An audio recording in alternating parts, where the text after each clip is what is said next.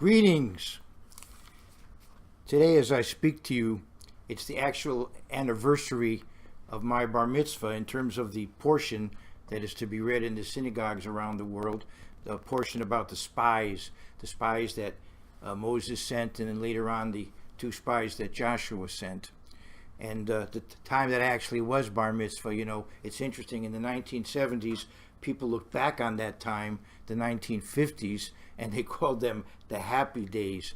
And in some ways, I was thinking today as I was about to begin this talk, just seems like Sabbath after Sabbath, as I begin the talk, there's some kind of major violent news of violence that we have to be praying about. So I'm sorry that the newspapers have those kinds of stories. That does seem to be the trend in the modern world. So certainly we should pray for one another and for those that have been affected and for one another's protection.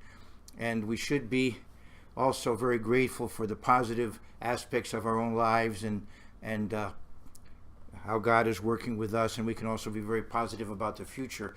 And one reason to keep the Sabbath is to keep that hope alive, and to keep the annual festivals is to keep that hope alive, that hope in a much more positive and joyful future.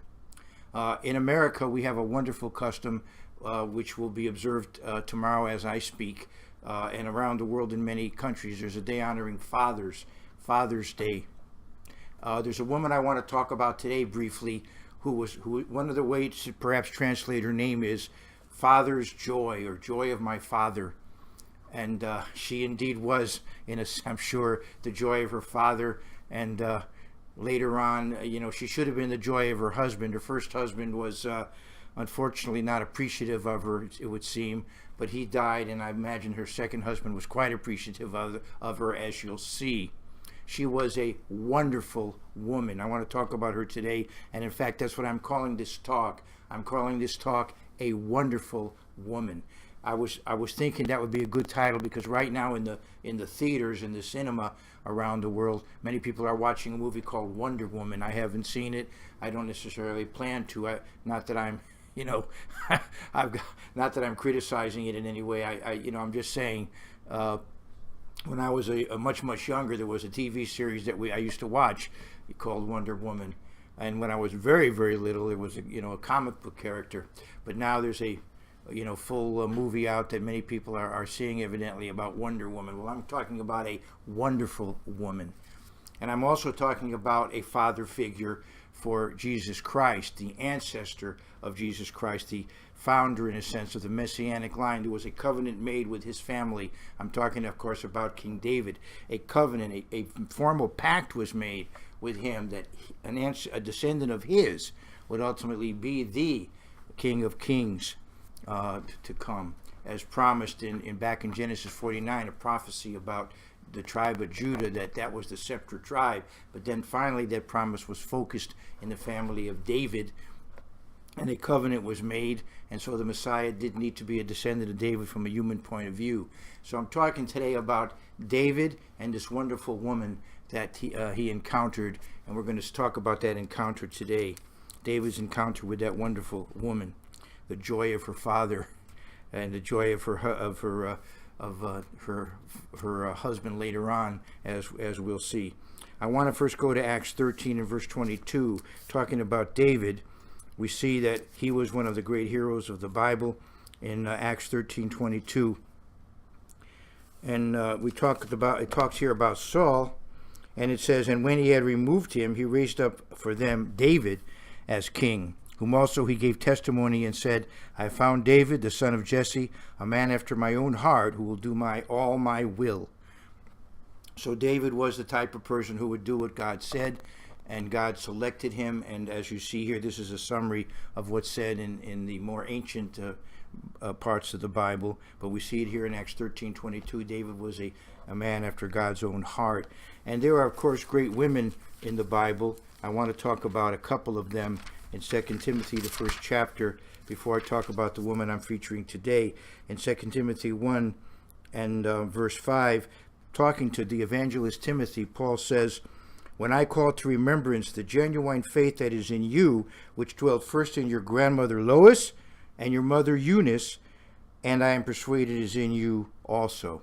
So he had a wonderful mother, Eunice, a wonderful grandmother, Lois, and so Timothy, that helped to mold Timothy into the kind of man that he was, who eventually becomes a very important figure in the New Testament church. So we can think of, Lois and Eunice as heroic women in the Bible. And I want to talk about another very heroic woman in the Bible, in fact, tremendously courageous in what she did from many points of view. I want to go to the first book of Samuel and to the 25th chapter. And I don't know if I'll be able to read this entire account, but I want to go into this account today about a wonderful woman. In 1 Samuel 25 and verse 2, at this point David is being pursued by Saul. He was innocent, but he was being pursued, and he was kind of a Robin Hood figure, where he was kind of an outlaw, but yet doing good. Actually, he was the model for a television series that was popular in the 70s, or I guess more in the 80s. It came out more in the 80s, and then I think several movies have been done on the theme too. It's called the A-Team, and the idea was here were people who were innocent but thought to be guilty and were being pursued by the law, but at the same time they were doing good along the way. As they fled from the law, they actually were doing wonderful good deeds along the way. It was David as a kind of model for that situation. So I want to go to 1 Samuel 25 and verse 2. Now there was a man in my own whose business was in Carmel, and that man was very rich. He had 3,000 sheep and 1,000 goats, and he was shearing his sheep in Carmel. So I assume this is as the year it becomes warmer, as you get into the springtime of the year, you shear the sheep, and so you benefit from the wool, and they don't need that wool covering as you get into that season of the year. That's the season also when you have the barley harvest and the wheat harvest. The festivals of Pentecost, of unleavened bread and Pentecost, occur at that time. So the name of the man was Nabal, in American pronunciation, Naval, and there probably were there could have been various reasons why he got that name, but one of the meanings of it is probably not why they named him that, but the more popular meaning now of Naval is fool. I don't think that his parents had that in mind when they named him, but that's as far as how that word is used in Hebrew over the centuries, mainly that's the meaning of the word, but there are possibly other explanations why he got that name. The name of the man was Nabal, and the name of his wife Abigail, and she was a woman of good understanding and beautiful appearance, so she had all the various gifts. But the man was harsh and evil in his doings. He was of the house of Caleb. Caleb, of course, a very prestigious family. Caleb, today they read about the spies in the synagogue, Caleb and Joshua, so Caleb is certainly a very important figure. His family is very important, but this fellow did not uphold the standards of Caleb. He was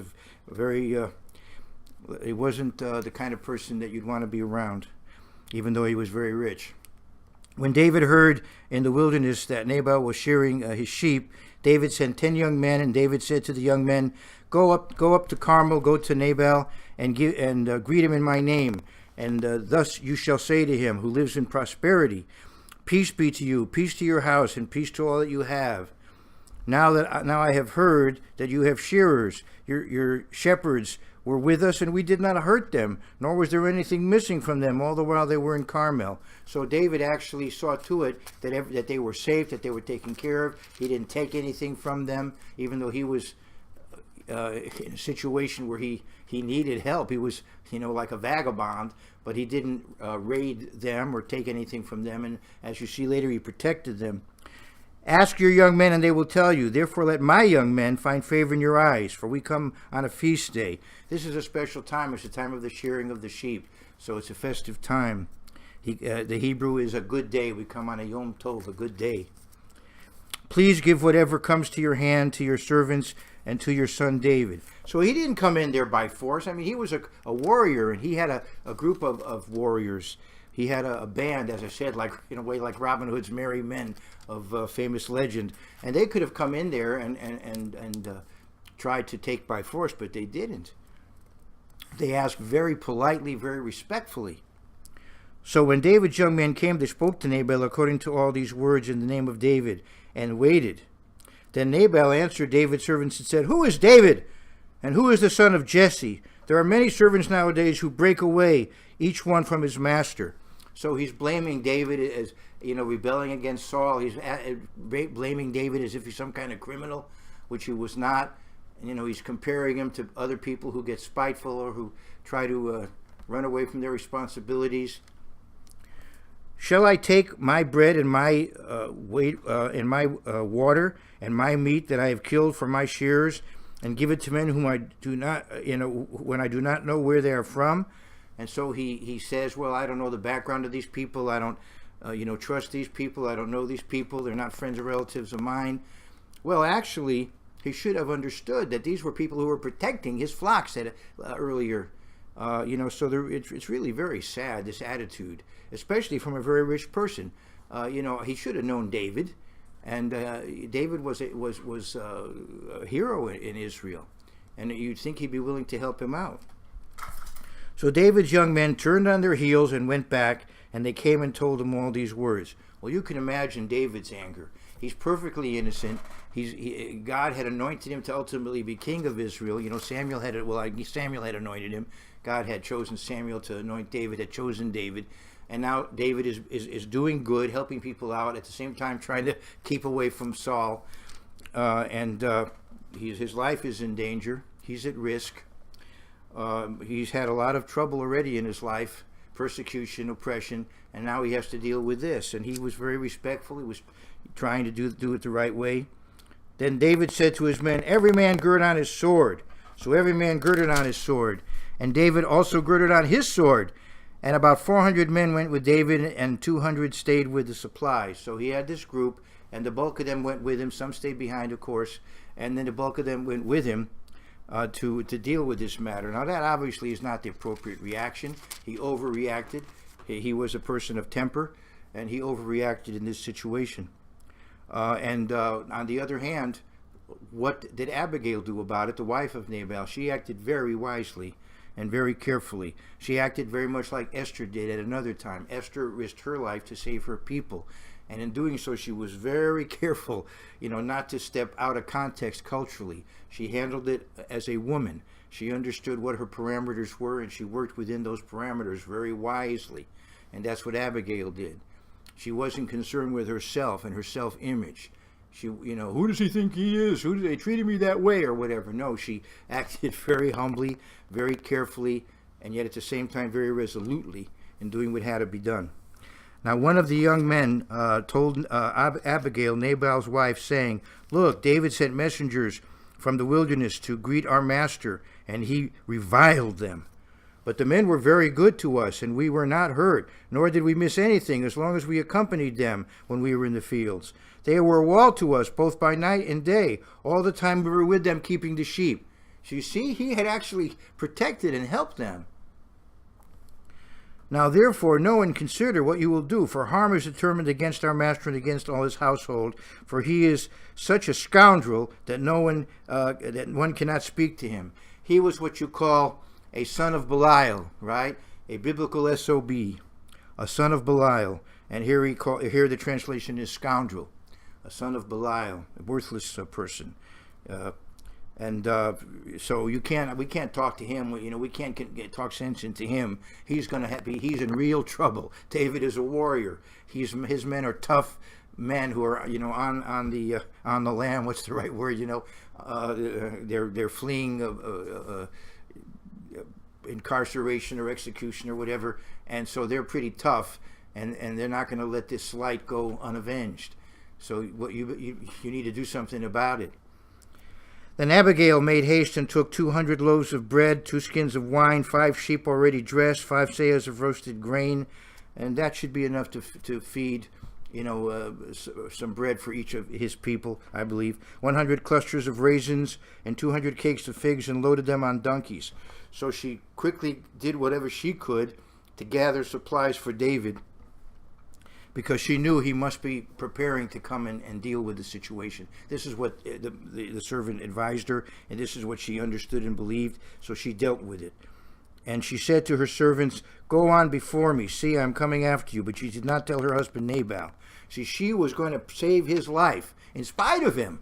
he would not have let her do it. He would have probably said, you can't do that, and my men will fight against him, or whatever he would have said. Maybe he would have forced his men to fight and die against David's people. He would have been willing to see some kind of bloody conflict rather than give in. Very, very sad. But he didn't have that opportunity because she just went ahead and did it. She went ahead and saved his life in spite of him. So it was as she rode on the donkey that she went down under the cover of the hill, and there were David and his men coming down toward her, and she met them. What a wonderful encounter. Amazing. This Abigail, beautiful and intelligent, and also very, very wise in a right way. And of course, David, a man after God's own heart, who at this time, however, had been overcome with anger. You could say it's righteous indignation, but he had overreacted. What he was going to do was not appropriate. And he evidently held all of the people of Nabal accountable for Nabal's insolence, because perhaps his feeling was, why didn't these men speak up? Why didn't they help us out? Why didn't they try, maybe even defy Nabal and help us out? So he considered the whole group to be, in effect, co-conspirators against him. He held the entire community accountable, and he was going to do battle over it.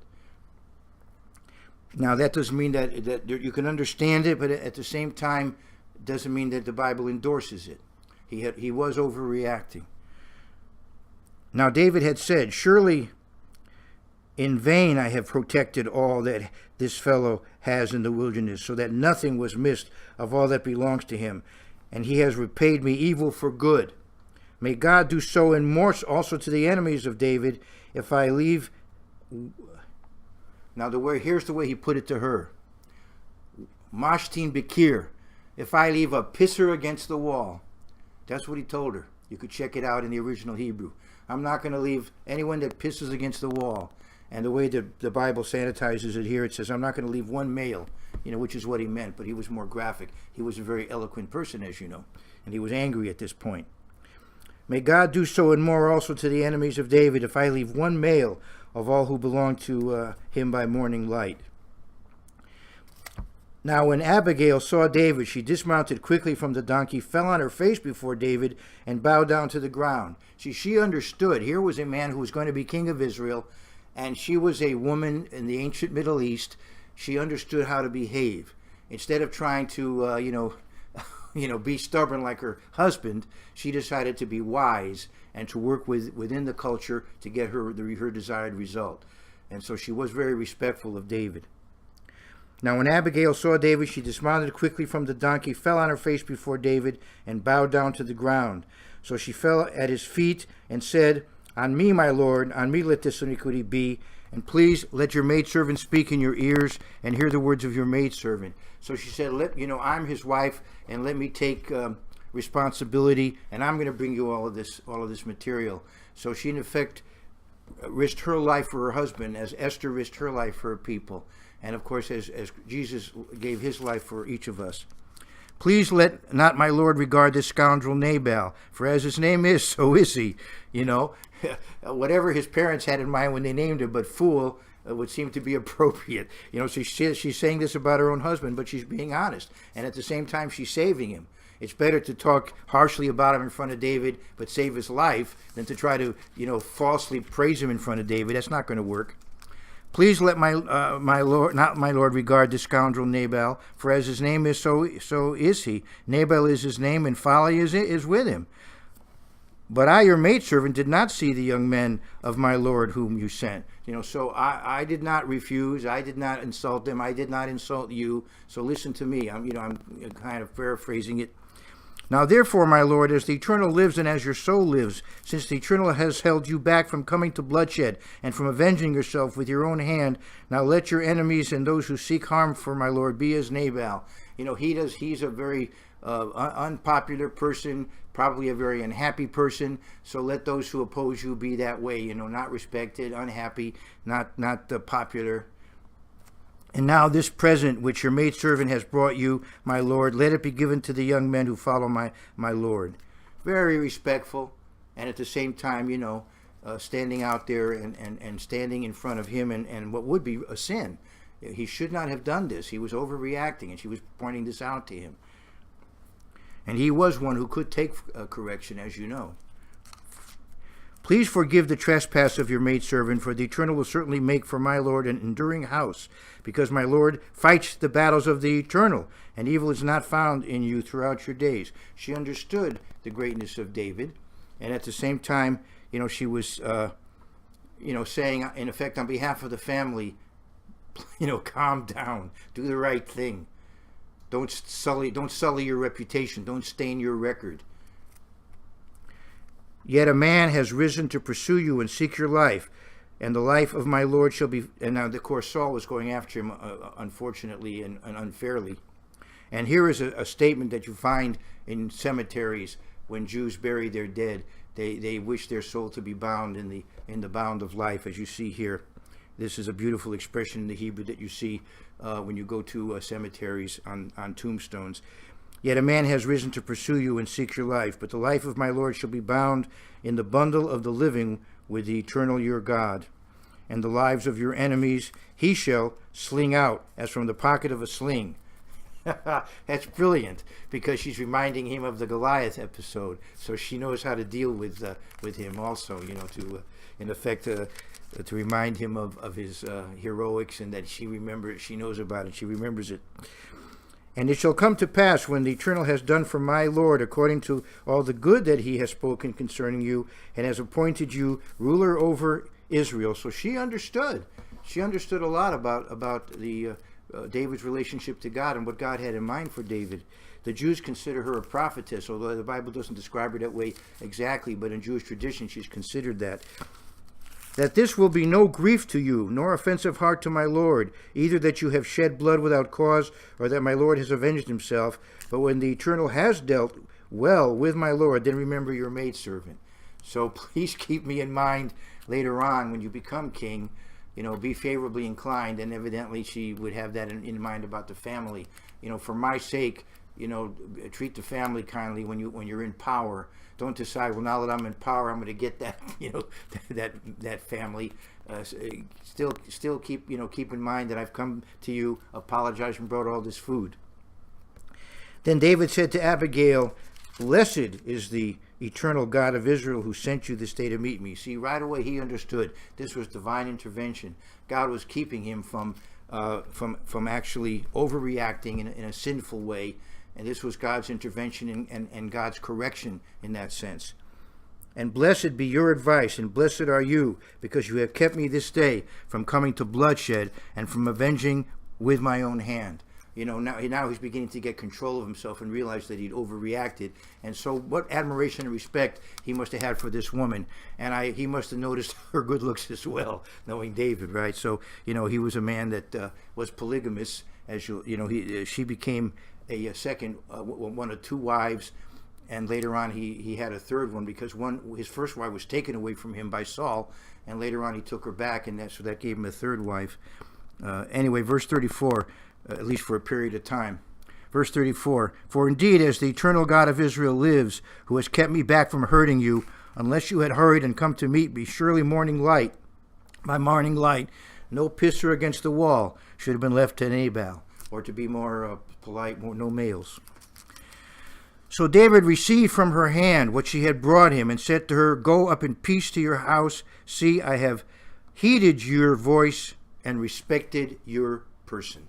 So here was this woman in the ancient Near East who was able to convince this warrior who was so angry, no, it's the wrong thing to do. I apologize. I'm bringing supplies. Treat my family as if we helped you out. Calm down. Be forgiving. And he understood. He respected her, and no doubt admired her greatly for what she did. Now Abigail went to Nabal, and there he was, holding a feast to his house, like the feast of a king. And Nabal's heart was merry within him, for he was very drunk. Therefore she told him nothing, little or much, until morning light. So, how foolish. Did he really think that he could be so spiteful to David's people and not suffer consequences? Very, very narrow-minded, unfortunately. Living in a fool's paradise, you could say, huh? Living in a bubble. So it was in the morning, when the wine had gone from Nabal, and his wife had told him these things, that his heart died within him, and he became like a stone. You could just imagine how he felt. If I hadn't gone and done that, you'd have been dead, and every man in your retinue, in your staff would have been dead if I hadn't done that. So you could just imagine how shocked he was, traumatized he was, and hopefully he got some sense at that point. Then it happened after about 10 days that the Eternal struck Nabal and he died. So after this event, we don't know what happened to Nabal other than that God intervened. One scholarly commentary speculated it was a stroke, but anyway, the Eternal struck Nabal and he died 10 days later. So when David heard that Nabal was dead, what do we see here? That God avenged David. It wasn't for David to do it. It wasn't for David to go out and perform these acts, especially against the staff, but even against Nabal. God intervened and he dealt with Nabal.